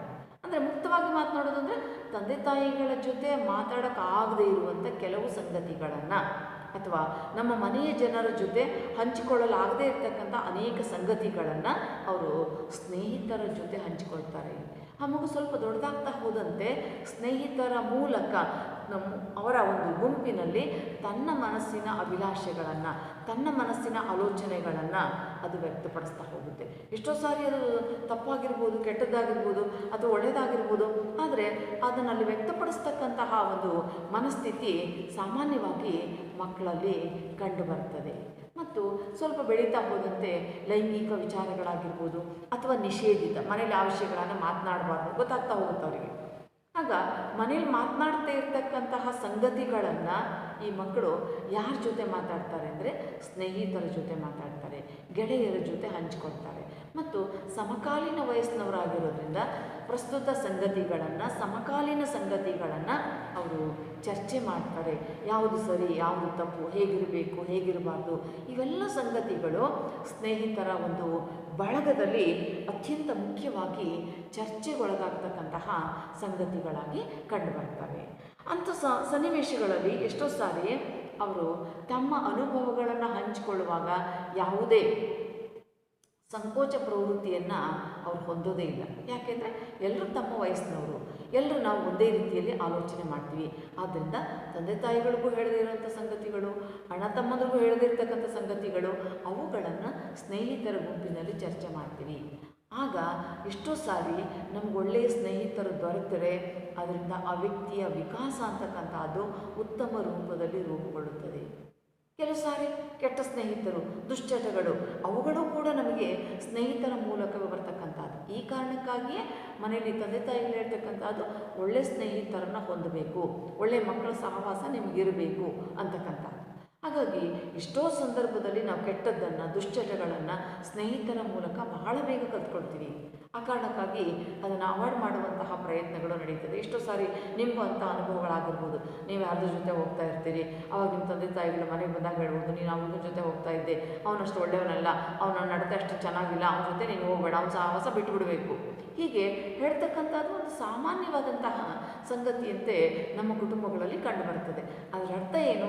ನಾವು ಒಳ್ಳೆಯ ಸ್ನೇಹಿತರನ್ನು ಹೊಂದಿದ್ದಾಗ ನಾವು ಒಳ್ಳೆಯವರಾಗ್ತೀವಿ, ನಮ್ಮಲ್ಲಿ ಉತ್ತಮ ನಡೆನುಡಿಗಳು ಜಾಗೃತವಾಗ್ತದೆ, ಉತ್ತಮ ಮೌಲ್ಯಗಳು ನಮ್ಮಲ್ಲಿ ರೂಪುಗೊಳ್ತದೆ. ಯಾಕೆಂದರೆ ನಾವು ಹೆಚ್ಚು ಕಾಲ ನಮ್ಮ ಒಂದು ಶಾಲಾ ಹಂತದವನ್ನು ಪ್ರವೇಶಿಸಿದರೆ, ಶಾಲೆಗೆ ಹೋದರೆ ನಾವು ಹೆಚ್ಚು ಸಮಯವನ್ನು ಕಳೀತಕ್ಕಂಥದ್ದು ಈ ಸ್ನೇಹಿತರ ಜೊತೆ. ಹಾಗಾಗಿ ನಾವು ಹೆಚ್ಚು ಸಮಯ ಕಳೀತಕ್ಕಂತಹ ಈ ಒಂದು ಭಾಗ, ಈ ಒಂದು ಅವಧಿ ಏನಿದೆ ಅದು ಉತ್ತಮವಾಗಿರಬೇಕು. ಹಾಗಿದ್ದಾಗ ನಮ್ಮಲ್ಲಿ ಒಳ್ಳೆಯ ನಡವಳಿಕೆಗಳು ರೂಪುಗೊಳ್ಳೋದಕ್ಕೆ ಸಾಧ್ಯ ಆಗುತ್ತೆ. ಅನೇಕ ಸಾರಿ ಕಷ್ಟ ಸುಖಗಳನ್ನು ಹಂಚ್ಕೊಳ್ತಕ್ಕಂಥದ್ದು, ಹಣಕಾಸಿನ ಕಷ್ಟ ನಷ್ಟಗಳನ್ನು ಹಂಚ್ಕೊಳ್ತಕ್ಕಂಥದ್ದು. ಇಲ್ಲಿ ಸ್ನೇಹಿತರು ಅಂದಾಗ ಕೇವಲ ನಾವು ಓದ್ತಕ್ಕಂಥ ಸಂದರ್ಭಕ್ಕಷ್ಟೇ ಅಲ್ಲ, ಆ ನಂತರವೂ ಕೂಡ ಅನೇಕ ಸ್ನೇಹಿತರು ನಮಗೆ ಮುಂದುವರಿತಾರೆ ನೋಡಿ.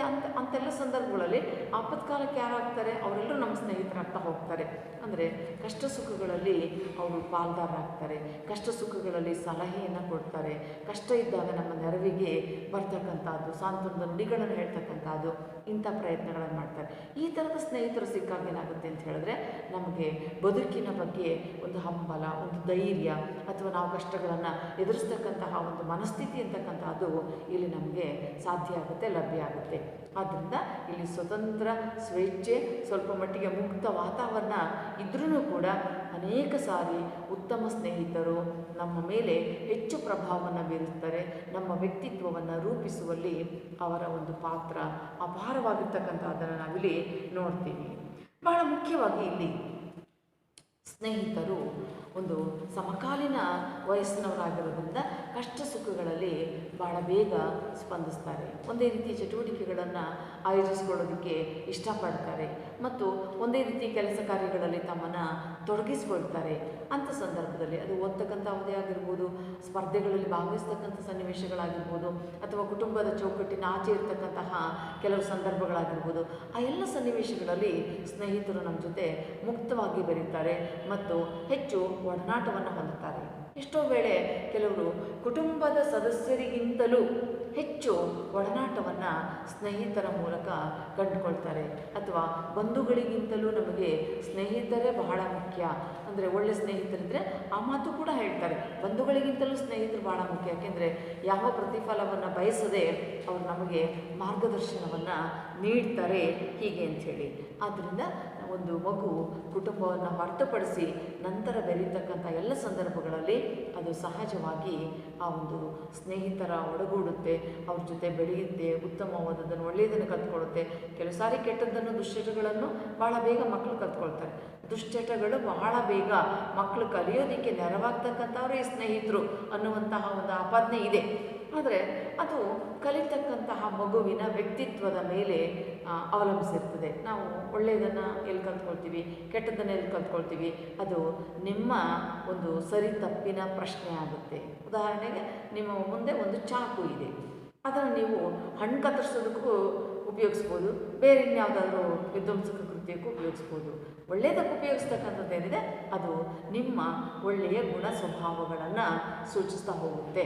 ಆದ್ದರಿಂದ ನಾವು ಉತ್ತಮವಾದಂಥ ನಡೆನುಡಿಗಳನ್ನು ಕಲ್ತ್ಕೊಳ್ಬೇಕು, ಒಳ್ಳೆಯ ಒಂದು ಸ್ನೇಹಿತರ ಮೂಲಕ ಮಾರ್ಗದರ್ಶನವನ್ನು ಪಡ್ಕೊಳ್ಬೇಕು. ಅಥವಾ ನೀವು ಒಳ್ಳೆಯ ಸ್ನೇಹಿತರಾಗಿದ್ದಾಗ ಅವರಿಗೆ ಮಾರ್ಗದರ್ಶನವನ್ನು ನೀಡಬೇಕು. ಹೀಗಿರಬೇಕು, ಹೀಗಿರೋದು ಸರಿ, ಇದು ಸರಿ, ಇದು ತಪ್ಪು, ಇಂತಹ ಒಂದು ವ್ಯತ್ಯಾಸಗಳನ್ನು ನಮ್ಮ ಸ್ನೇಹಿತರಲ್ಲಿ ಸ್ಪಷ್ಟಪಡಿಸ್ತಾ ಹೋಗಬೇಕು. ಹಾಗಾಯಿತು ಅಂತ ಹೇಳಿದ್ರೆ ಎಷ್ಟೋ ನಾವು ಅಲ್ಲಿ ಕಲ್ತ್ಕೊಳ್ಳೋದಕ್ಕೆ ನೆರವಾಗುತ್ತೆ ಮತ್ತು ಉತ್ತಮವಾದದನ್ನು ಅಳವಡಿಸ್ಕೊಳ್ಳೋದಕ್ಕೆ ಅವಕಾಶ ಆಗುತ್ತೆ. ಹೀಗಾಗಿ ಕುಟುಂಬದ ಚೌಕಟ್ಟನ್ನು ದಾಟಿ ಬೆರೀತಕ್ಕಂತಹವರಲ್ಲಿ ನಮ್ಮ ಸ್ನೇಹಿತರು, ಸಮವಯಸ್ಕರು ಬಹಳಷ್ಟು ಮುಖ್ಯವಾಗ್ತಾರೆ. ಆ ಒಂದೇ ವಯೋಮಾನದವರು ಒಂದೇ ರೀತಿಯಲ್ಲಿ ಆಲೋಚನೆ ಮಾಡ್ತಕ್ಕಂಥವ್ರಾಗ್ತಾರೆ. Birds of the same feather flies together ಅನ್ನೋ ಹಾಗೆ ಒಂದೇ ರೀತಿ ಆಲೋಚನೆ ಮಾಡ್ತಕ್ಕಂಥವ್ರು ಬಹಳ ಬೇಗ ಸ್ನೇಹಿತರಾಗ್ತಾರೆ, ಗೆಳೆಯರಾಗ್ತಾರೆ. ಅವರು ಸಮವಯಸ್ಕರು ಆಗಿರೋದ್ರಿಂದ ಒಬ್ಬರು ಮತ್ತೊಬ್ಬರನ್ನು ಸಾಮಾಜೀಕರಿಸ್ತಾ ಹೋಗ್ತಾರೆ. ಇಲ್ಲಿ ಯಾರು ಒಬ್ಬರೇ ಅಲ್ಲ, ಅವರಿಗೆ ಪ್ರತಿಯೊಬ್ಬರೂ ಕೂಡ ಒಂದಲ್ಲ ಒಂದು ರೀತಿ ಸಾಮಾಜೀಕರಣಗೊಳ್ತಾ ಹೋಗ್ತಾರೆ, ಇನ್ನೊಬ್ಬರನ್ನ ಸಾಮಾಜೀಕರಣ ಪಡಿಸ್ತಾ ಹೋಗ್ತಾರೆ. ಹೀಗಾಗಿ ಈ ಎರಡೂ ಕ್ರಿಯೆಗಳು ಇಲ್ಲಿ ಏಕಕಾಲದಲ್ಲಿ ನಡೀತಕ್ಕಂಥದ್ದನ್ನು ನಾವಿಲ್ಲಿ ನೋಡ್ತೀವಿ. ಆದ್ದರಿಂದ ಮಾನವನನ್ನು ಸಾಮಾಜೀಕರಣಗೊಳಿಸ್ತಕ್ಕಂಥ ಸಾಧನಗಳಲ್ಲಿ ನೇರವಾಗಿ, ಆತ್ಮೀಯವಾಗಿ, ಅನ್ಯೋನ್ಯತೆ ಮತ್ತು ನಿಕಟತೆಯಿಂದ ಸಾಮಾಜೀಕರಣಗೊಳಿಸ್ತಕ್ಕಂಥದ್ದು ಅನೌಪಚಾರಿಕವಾದಂತಹ ಸಾಧನಗಳು. ಅವುಗಳಲ್ಲಿ ನಾವು ಎರಡು ಅಂಶಗಳನ್ನು ಗಮನಿಸ್ತೀವಿ. ಒಂದು ಕುಟುಂಬ, ಮತ್ತೊಂದು ಸಮವಯಸ್ಕರ ಸಮೂಹ ಅಥವಾ ಸ್ನೇಹಿತರ ಗುಂಪು, ಆಟದ ಮೈದಾನ, ಗೆಳೆಯರ ಗುಂಪು ಅಂತಕ್ಕಂಥದ್ದು. ಇಲ್ಲಿ ಎರಡೂ ಕೂಡ ಅಷ್ಟೇ ಪ್ರಮುಖವಾದಂಥ ಪಾತ್ರವನ್ನು ವಹಿಸ್ತವೆ. ಕುಟುಂಬ ಅದು ಹುಟ್ಟ ತಕ್ಷಣದಿಂದ ಹಿಡಿದು ಆ ಎಲ್ಲ ಹಂತಗಳಲ್ಲಿ ಕೊನೆಯವರೆಗೂ ಜೊತೆಯಲ್ಲಿರ್ತಕ್ಕಂಥವರು ಕುಟುಂಬದ ಸದಸ್ಯರು. ಮತ್ತು ಆಯಾ ವಯೋಮಾನಕ್ಕೆ ಅನುಗುಣವಾಗಿ ನಮ್ಮ ಸ್ನೇಹಿತರು ನಮ್ಮ ಜೊತೆಗಿರ್ತಾರೆ, ಶಿಕ್ಷಣಾವಸ್ಥೆಯಲ್ಲಿ ಮತ್ತು ನಂತರವೂ ಕೂಡ ಜೊತೆಯಾಗಿರ್ತಾರೆ. ಈ ಎರಡೂ ಅಂಶಗಳು ಇಲ್ಲಿ ಮುಖ್ಯವಾಗಿ ನಮ್ಮನ್ನು ಸಾಮಾಜೀಕರಿಸ್ತಕ್ಕಂತಹ ಪ್ರಯತ್ನವನ್ನು ಸದಾಕಾಲ ಮಾಡ್ತಾನೆ ಇರ್ತವೆ. ಒಳ್ಳೆಯದನ್ನು ಕಲಿಸ್ತಕ್ಕಂಥ ಆಶಯಗಳು ಈ ಎರಡು ಅಂಶಗಳಲ್ಲಿ ಅತ್ಯಂತ ಮುಖ್ಯವಾಗಿರ್ತದೆ. ಆ ಎರಡರ ಉದ್ದೇಶವೂ ಅಷ್ಟೇ. ಒಂದು ಕುಟುಂಬದ ಉದ್ದೇಶ ತನ್ನ ಮಕ್ಕಳಲ್ಲಿ ಒಳ್ಳೆಯ ವ್ಯಕ್ತಿತ್ವವನ್ನು ಬೆಳೆಸಬೇಕು, ಅವ್ರನ್ನ ಉತ್ತಮ ಪ್ರಜೆಗಳನ್ನಾಗಿ ರೂಪಿಸಬೇಕು ಅಂತಕ್ಕಂಥದ್ದು. ಹಾಗೆಯೇ ನಮ್ಮ ಸ್ನೇಹಿತರು ಒಳ್ಳೆಯವರಿರಬೇಕು, ನಾವು ಒಳ್ಳೆಯವರಾಗಬೇಕು. ಹಾಗಾಗಿ ಒಳ್ಳೆಯವರ ಒಂದು ಸ್ನೇಹ ಸಹವಾಸವನ್ನು ಬಯಸೋದಕ್ಕೆ ಹೋಗ್ತಾರೆ. ಅಂಥವ್ರನ್ನ ಸ್ನೇಹಿತರನ್ನ ಮಾಡ್ಕೊಳ್ತಾರೆ. ಅವರಲ್ಲಿ ಉತ್ತಮ ಆಲೋಚನೆಗಳು, ಏಕರೂಪದ ಚಿಂತನಾ ವಿಧಾನಗಳು ಅವರನ್ನ ಹತ್ತಿರಕ್ಕೆ ಒಂದು ಕಡೆ ಸೇರಿಸ್ತವೆ ಮತ್ತು ಅವರಲ್ಲಿ ಒಳ್ಳೆಯ ನಡೆನುಡಿ, ಒಳ್ಳೆಯ ವ್ಯಕ್ತಿತ್ವ ಅಂತಕ್ಕಂಥದ್ದು ರೂಪುಗೊಳ್ಳೋದಕ್ಕೆ ಈ ಸಮವಯಸ್ಕರರ ಸಮೂಹ ಅಂತಕ್ಕಂಥದ್ದು ಅಷ್ಟೇ ರೀತಿಯಲ್ಲಿ ನೆರವನ್ನು ನೀಡ್ತದೆ. ಹೀಗಾಗಿ ನಾವು ಅನೌಪಚಾರಿಕ ಸಾಧನಗಳಲ್ಲಿ ಕುಟುಂಬ ಮತ್ತು ಸಮವಯಸ್ಕರ ಸಮೂಹ ಈ ಎರಡು ಅತ್ಯಂತ ಪ್ರಮುಖವಾದಂತಹ ಪಾತ್ರವನ್ನು ವಹಿಸುತ್ತವೆ. ಈ ಹಿನ್ನೆಲೆಯಲ್ಲಿ ನೀವು ಕುಟುಂಬದ ಸದಸ್ಯರು ಮತ್ತು ಸ್ನೇಹಿತರು ಇವರುಗಳ ಜೊತೆಗೆ ಹೆಚ್ಚು ಪ್ರಮಾಣದ ಒಡನಾಟವನ್ನು ಹೊಂದೋದ್ರಿಂದ ನಮ್ಮೆಲ್ಲ ಚಟುವಟಿಕೆಗಳ ಒಂದು ಹಿಂದೆ ಅವರ ಪಾತ್ರ ಅಂತಕ್ಕಂಥದ್ದು ಅಪಾರವಾಗಿ ಇರ್ತದೆ. ಕೊನೆ ತನಕ ನಮ್ಮ ಕುಟುಂಬದ ಸದಸ್ಯರು ನಿಮ್ಮ ಜೊತೆ ಇರ್ತಾರೆ, ನಿಮ್ಮ ಕುಟುಂಬದ ಸದಸ್ಯರು ನಿಮ್ಮ ಜೊತೆ ಇರ್ತಾರೆ, ಹಾಗೆಯೇ ನಿಮ್ಮ ಸ್ನೇಹಿತರು ಇರ್ತಾರೆ. ಸದಾಕಾಲ ಅವರು ಒಂದಲ್ಲ ಒಂದು ಅಂಶವನ್ನು ಕಲಿಸ್ತಾನೆ ಹೋಗ್ತಾರೆ. ನಾವು ಕಲ್ತ್ಕೊಳ್ತೀವಿ, ಬೇರೆಯವ್ರಿಗೂ ಕಲಿಸ್ತೀವಿ. ಆ ಮೂಲಕ ಪರಸ್ಪರ ಸಾಮಾಜೀಕರಣಕ್ಕೆ ಒಳಗಾಗುತ್ತಲೇ ಹೋಗುತ್ತೇವೆ ಎನ್ನುವಂತಹ ಒಂದು ಅಂಶ ಇಲ್ಲಿ ಮುಖ್ಯವಾದುದು. ಹಾಗೆಯೇ ಎರಡನೇ ಭಾಗದಲ್ಲಿ ಬರ್ತಕ್ಕಂಥದ್ದು ಔಪಚಾರಿಕ ಸಾಧನಗಳು. ಸಾಮಾಜೀಕರಣದ ಔಪಚಾರಿಕ ಸಾಧನಗಳನ್ನು ನಂತರದ ತರಗತಿಯಲ್ಲಿ ಗಮನಿಸೋಣ.